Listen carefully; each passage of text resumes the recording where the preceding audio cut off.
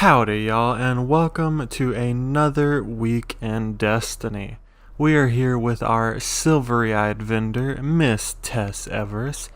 Let's see what she has to offer us this week. Now, I can already tell we have a new bundle on sale, the Feathered Friend Bundle. Comes with 3 etched engrams, pretty cool. And the Salute to the Colonel, which is this ornament right here. That, it's pretty good. It's for the Ace of Spades, and it's just, it's pretty nice, I have to say. I kind of want to buy this, but at the same time, you can also get this in an etched engram. On to the other thing, we have a transmat effect, only the finest. Kind of looks like a little firework effect. Pretty nice. Pretty little effect onto an ugly Titan. I do apologize. I don't know. I'm working on it. My fashion game is not on point. I do apologize. Let's back on out here. Let's see what the Prismatic Matrix has on sale for us.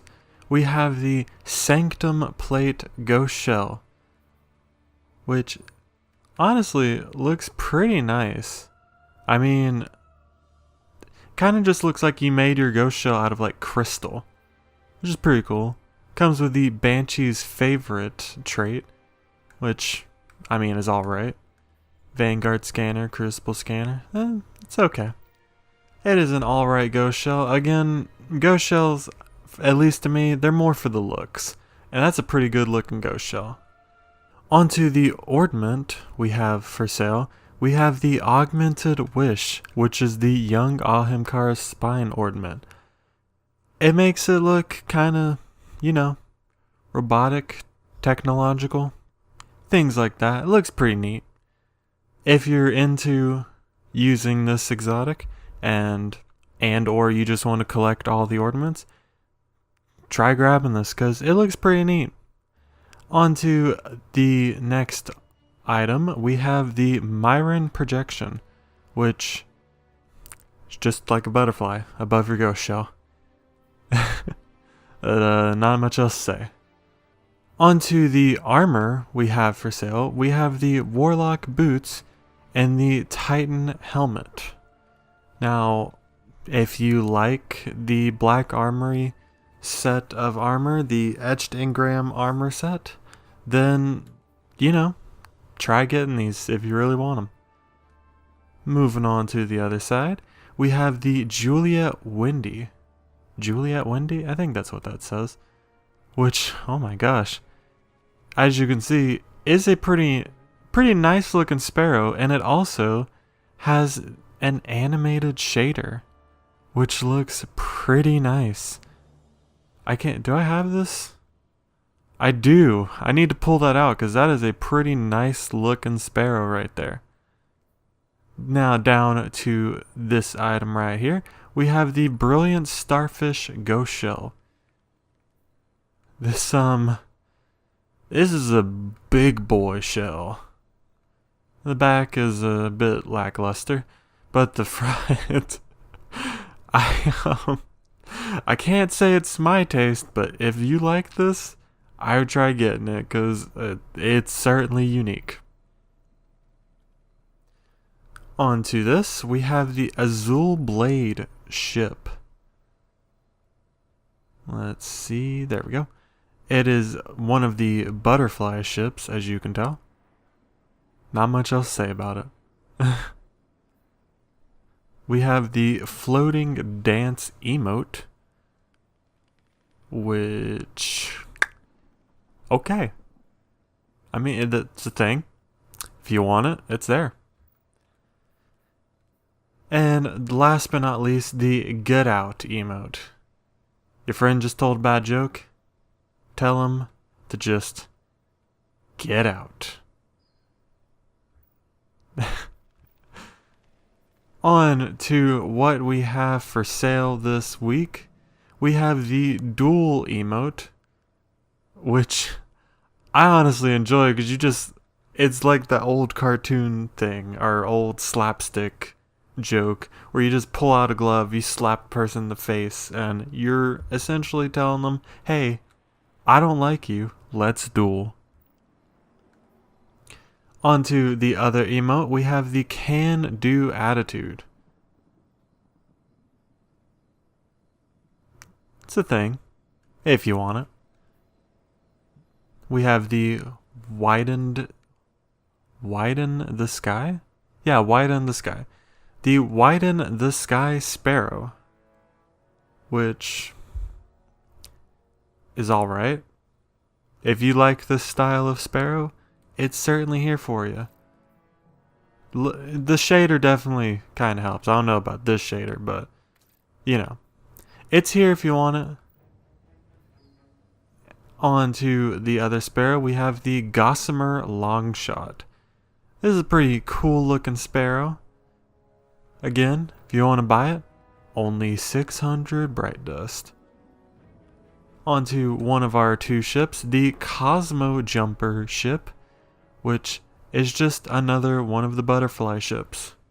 If you like this style of ship, it's here for the buy, here for the taking. Then on to the other ship, we have the Fleet Ska 9, or IX if you don't know Roman numerals. One of the more basic designs. It's been around since the beginning of the game, really. It's not a bad looking ship, but it's not the flashiest ship, you know? It's here if you want it. Looks pretty cool. On to the Ghost Shell on sale. I cannot... How much was this again? 2,850 bright dust? This is worth the buy if you do not have this ghost shell, or you do not have a ghost shell in general that has the guiding light perk. This perk I have only ever seen on, I believe, 4 ghost shells. It was, I think, one that was sold during Curse of Osiris, then the Flawless ghost shell for, I believe it was Warmind. Then there was a Dawning ghost shell, the Packed Ice ghost shell, also had it. And then there's this one. There are only 4 ghost shells, and this is the only one currently available that you can get. I cannot recommend this ghost shell enough because this perk is really good. This is 10% bonus XP on any activity. You need this. It's so good. Like, you just need to get this. Unfortunately, you can't change the lights too much with shaders, but I'm sure you can find a shader out there that works pretty well with it. Again, cannot recommend this enough. You need to get a ghost shell that has this perk. Moving on, we have the Taken King projection, which just has the little Taken King logo on it. Looks pretty cool. If you don't have it, you might buy it. There's only one armor piece on sale this week, and that is the chest piece for all classes. It is the Etched Engram armor set. If you like it, it's there for you to buy. We have our 3 medallions as per usual. Then we have 2 shaders this week. The Nebula Rose shader, which I can only imagine is Girl,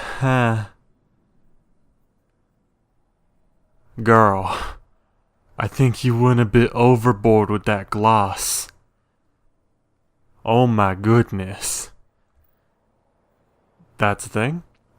And then the Deep Sea Jaunt, which probably, doesn't look horrible on my Titan, and would probably look good on some armor set or some mixture of armor. If you like this shader, pick it up. I think, these are only 40 per buy, so you could buy quite a few of these if you want them. Then on to our transmat effects, we have the Silver Beam effect, which, the beam effects have always looked pretty good for being a rare transmat effect. The beam effects and the spotlights always look pretty good. So you really can't go wrong with those. Then we have Only the Finest again on sale. Also in this bundle. You know, you can get it if you want it. Then on to the weapon ornaments. Belvedere? I think I said that right. This is for the Prospector. I know it's not the most used gun in the world, but this is a pretty nice ornament, so maybe that'll make people want to use it. Maybe. I mean, if it looks good, it feels good, right? You know? And on to our next ornament, we have the Unwelcome Visit for the Distant Relation Scout Rifle. This is your Gambit Assault Scout Rifle. This is your Gambit Scout Rifle. These new set of ornaments for the Gambit weapons, I think look pretty decent compared to their predecessors from last season. And if you don't have this ornament, I'd say pick it up because really, this looks pretty nice. But that is gonna do it for our girl Tess. Let me get on up here and we're going to head on over to Hawthorne. Hey Lewis, how you doing? Oh, I wish I had some bright seeds for you like I did in the Dawning. What? Oh, hi. How are you? I wasn't doing anything. On to your raid challenges. We have the Forever Fight. This is your Last Wish challenge. It is going to be the challenge for Morgoth. For this challenge, you need to leave all of the little small ogres that spawn during the fight alive. They can take damage, but if one of them dies, you fail the challenge. This is... Everyone keeps saying this is an easy challenge, which, if you have a well-coordinated team, it very well can be. But this certainly is a challenge, because those taken ogres are annoying to deal with, and they just kind of push you all around all over the place while you're trying to kill all the smaller ads. But that is your Last Wish challenge, leaving all of those small ogres alive while you try to kill Morgoth. Then on to your Scourge of the Past challenge. We have Hold the Line. This is your first encounter challenge. For this challenge, you need to keep the timer on the map in the middle of the area above a certain threshold. I don't currently have a picture to show you, but if I remember correctly, the timer in the middle has 3 red bars at the end of it, and all the other bars around it are yellow.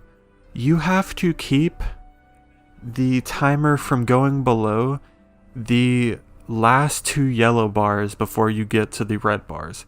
So essentially, you have to keep it above 5 bars on that timer. Which, if your team is going fast enough, shouldn't be much of an issue, but this can certainly be a bit of a pain if you have people that are maybe a little slow. But that is your Scourge of the Past challenge. Bye. I will see you over at our friend the Drifter.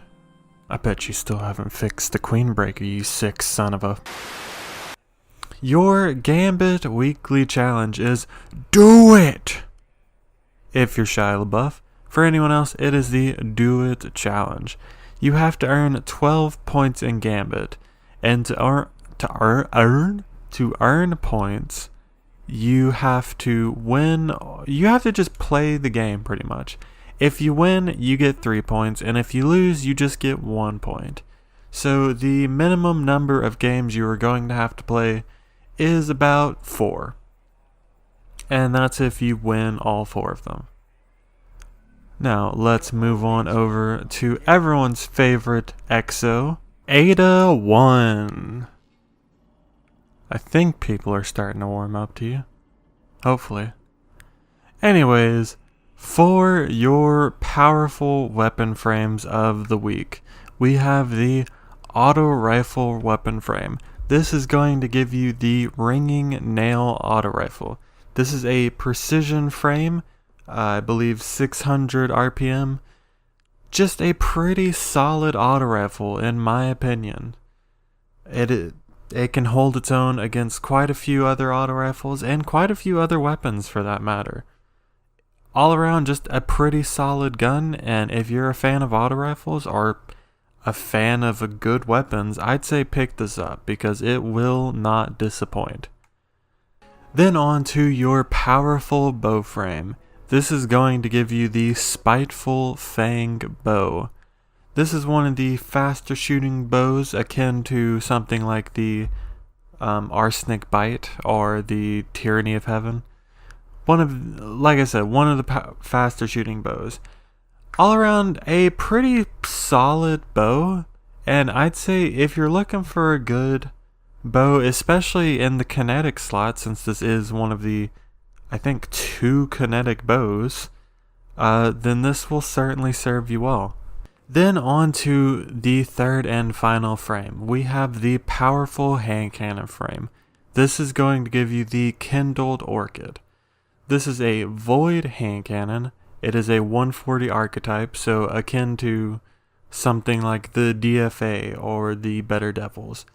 One of the faster shooting hand cannons.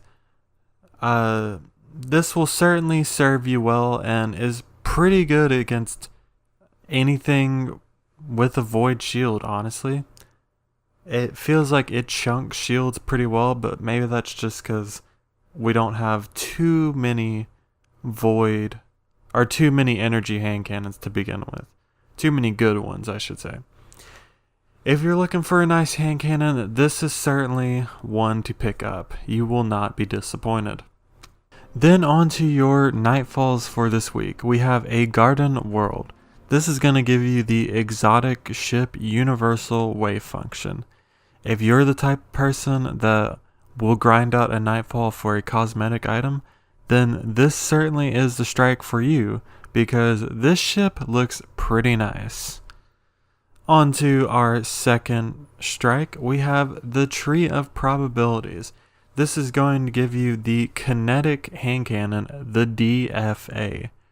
This is an all-around pretty solid hand cannon, and if you don't have a better hand cannon, or if you just want a good solid hand cannon that can still carry itself even into this year, even though it's from about a year ago, this is the gun for you. If you like hand cannons and you like hand cannons that look pretty cool, then I'd grind this out because this is a pretty solid hand cannon and you will not be disappointed. Then on to our third and final nightfall. We have Savathun's Song. This is going to give you the legendary auto rifle Duty Bound. This is a 600 RPM auto rifle and all around is just really solid. This thing works pretty well in both PvE and PvP, so if you're a fan of auto rifles, I'd say this is certainly worth your time to grind for because the perks it comes with make it just an all-around good weapon for almost any activity. Just enjoying a nice cup of coffee. How could this get any worse? I knew I shouldn't have set this up next to the fire. And on to your flashpoint for this week. You can come visit everyone's favorite crazed fanatical. What? What do you mean I can't call him crazed or fanatical? What do you mean it's bad for PR? It's true though, everyone knows it. What? Have you seen that man? Fine, I won't call him crazed or fanatical. But just trust me, everyone knows, it's not a secret. Sorry, had to go take a phone call, business and all. Anyways, Your flashpoint for this week is going to be on Mercury. You can come visit everyone's favorite Osiris-loving follower, Brother Vance. And last but certainly not least, we have everyone's favorite fallen, the Spider. He has a new set of wanted bounties for this week, but the one everyone should care about, obviously this one right here. We have the wanted Silent Fang. This is going to be the adventure set on Earth. To complete this bounty, you will go to the boss room of the Lost Sector as per usual, and you will find an invincible captain. He's surrounded by a white shield, which obviously doesn't match any of our elements, so we have no idea how to deal with it, right? Wrong, we know what to do. Throw explosives everywhere.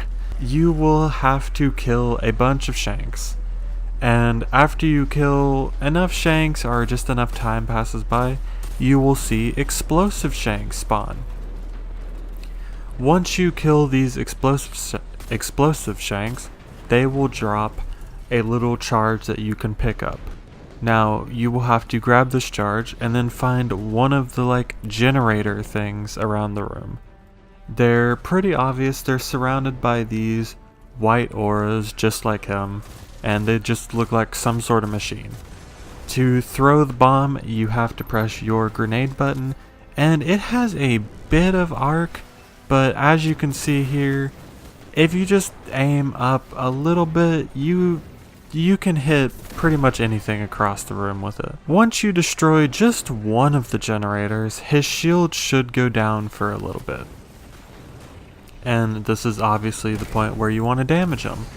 But he does have a lot of health, so you probably will not one-phase him unless you bring 2 other people along with you. Once the mini damage phase is up, his shield will come back up and you just have to rinse and repeat until he's dead. There is one other thing that can happen. You might destroy all of the shield generators in the room, and then he'll become invincible again. So what do?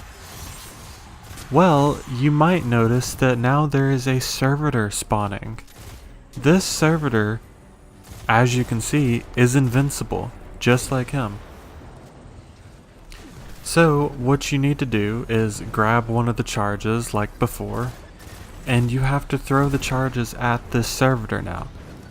The servitor will not die in one charge, so you're going to need at least 2. But once you kill the servitor, it works just like the shield generators. The captain's shield will come down, and you are able to do damage to him once again. Now, if you make it to this point, you should only have to kill the servitor once, and you should be able to kill him after that. But anyways, that has been your weekly reset for this week. I have been your host, Sci-Fi, and I will see you next time.